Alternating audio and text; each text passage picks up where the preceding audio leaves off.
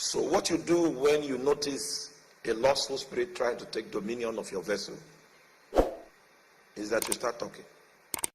Hello guys, welcome to Gospel Arts. In these few clips you're about to watch, it's about Apostle Arome Osayi explaining how you can overcome watching pornography and also engaging in masturbation. The strength in your thoughts, the strength in talking, the power behind you skipping that thought and talking, speaking scriptures and lots more. So sit back and watch, and do make sure you hit the like button, turn on the notification bell icon, subscribe and watch to the end. So I've been dealing with lust and masturbation for years now. I've tried so hard, spoken to people, but I still engage in it, and it's really affecting me. And this is so important because I've had to pray for a sister at some point. It was also her challenge. She said, even if I am praying in tongues, I will still do it. Yes. Her own was so bad. They are in two different planes. Your praying in tongues is in another plane, and the plane that the spirit is operating is different from the plane you are engaging. So they can happen simultaneously.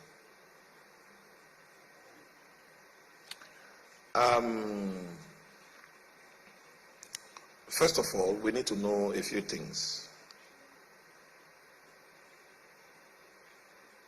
Lust needs to work with your mind. Speaking, your speaking has more authority than your thinking. If I ask Theophilus, do follow my instruction, okay? Count from 1 to 10 in your mind. Just do anything I tell you to do. Have you started? What's your name? Where did you stop counting? Okay, you stopped counting at 8. The moment you started talking, you stopped thinking. Do you notice that? It means that your words have more authority than your thoughts, and lust needs your thoughts in order to have a 3D experience. So what you do when you notice a lustful spirit trying to take dominion of your vessel is that you start talking. Start talking. Keep talking.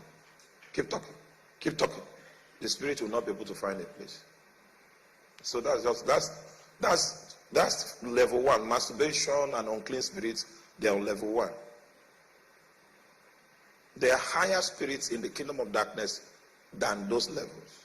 This one, if you keep talking, don't be discouraged, just be talking.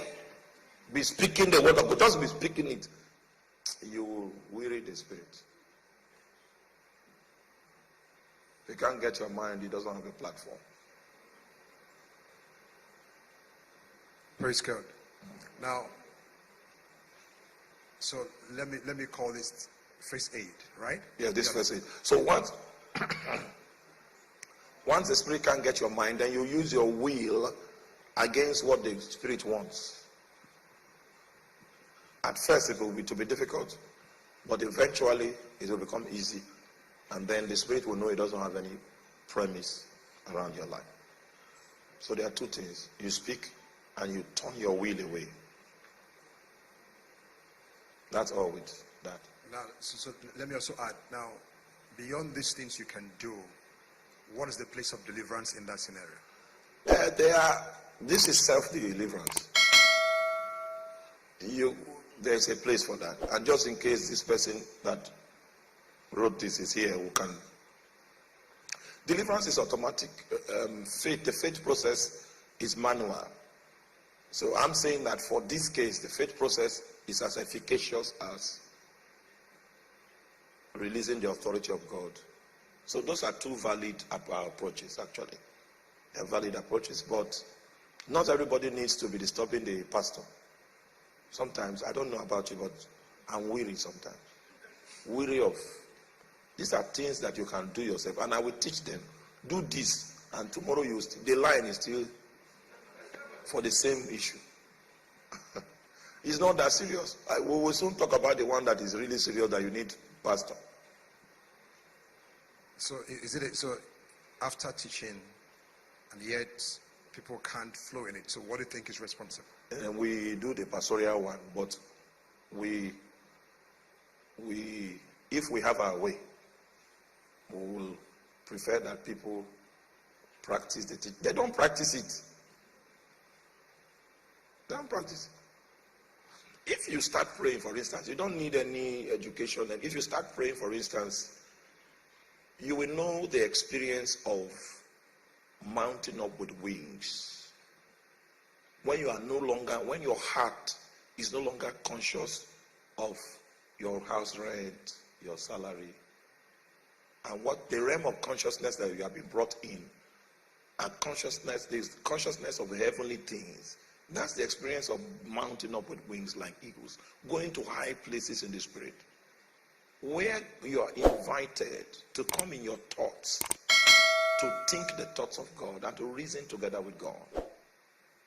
These are experiential things that nobody will, you will not know it except you practice prayer.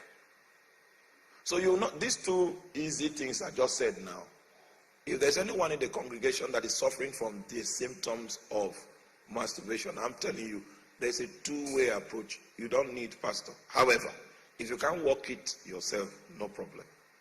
And if you are here with that challenge, maybe before the end of the lecture, we will be able to deal with that. As you are praying, the Spirit is still working. Keep praying now. See how long the Spirit will stay. Record it. Maybe the Spirit was there for 25 minutes. Tomorrow, pray again. You will see the Spirit will be there for 20 minutes. Pray again. You see, it will keep reducing. Inconsistency lies the power. That's the protocol for all spiritual things.